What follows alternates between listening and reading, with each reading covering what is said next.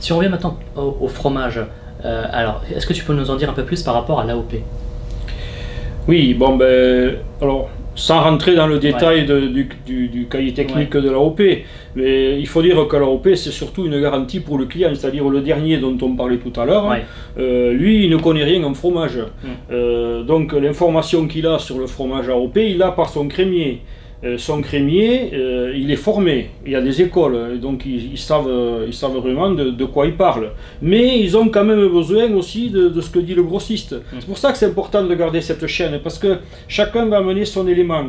Si on saute de l'exploitation directement au consommateur, on aura dans les oreilles du consommateur l'histoire de l'exploitation, qui est très belle, et c'est vendeur aujourd'hui. Mais cette histoire-là, elle peut suivre ce circuit, à condition qu'à chaque étape, chacun soit formé aussi.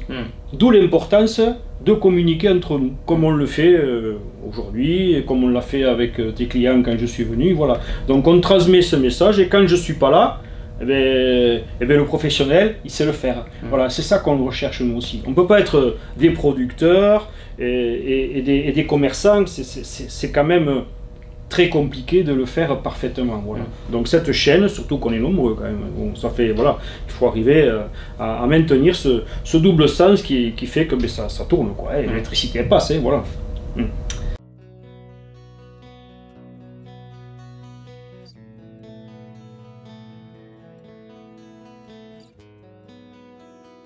Alors l'histoire de l'Osso-Iraty, donc dans les années 80, 1980 par là, donc Roquefort crée son AOP.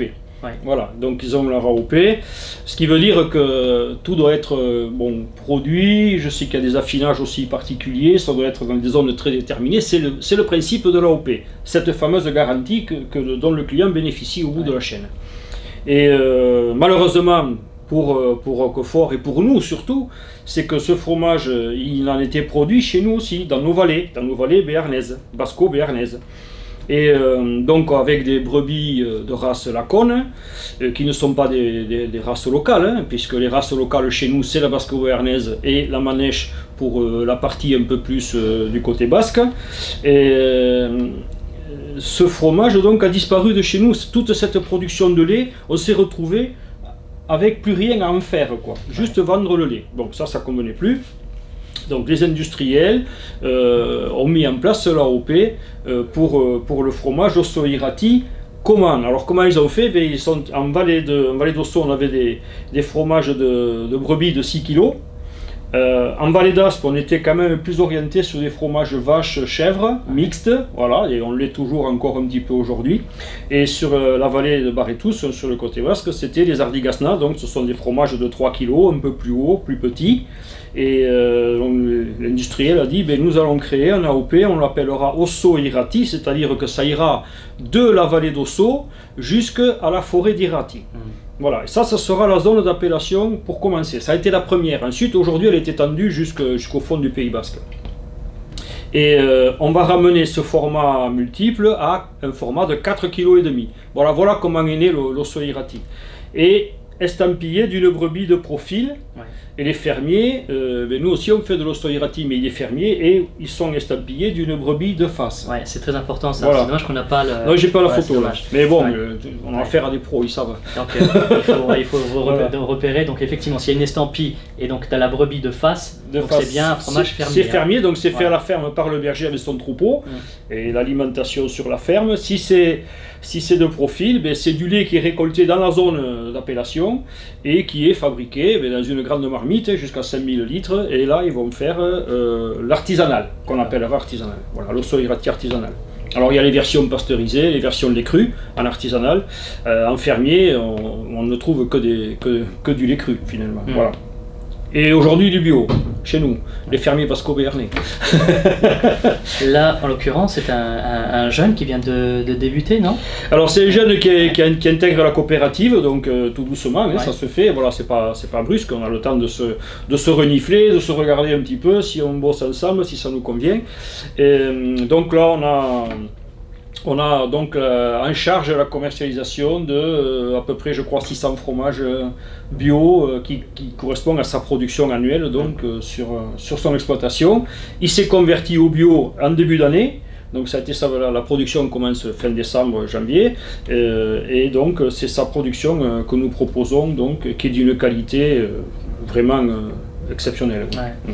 C'est bien d'avoir de nouveaux jeunes comme ça qui arrivent, qui s'installent et qui décident de produire. Peut-être cette tendance de la coopérative, de la coopération, du travail ensemble qui fait que peut-être que ça renaît un petit peu maintenant et que ça nous apportera franchement des rencontres extraordinaires. Rencontrer un gars qui fait un travail pareil, quand on sait ce que ça représente, c'est super, quoi. Franchement, j'ai pas d'autres mots.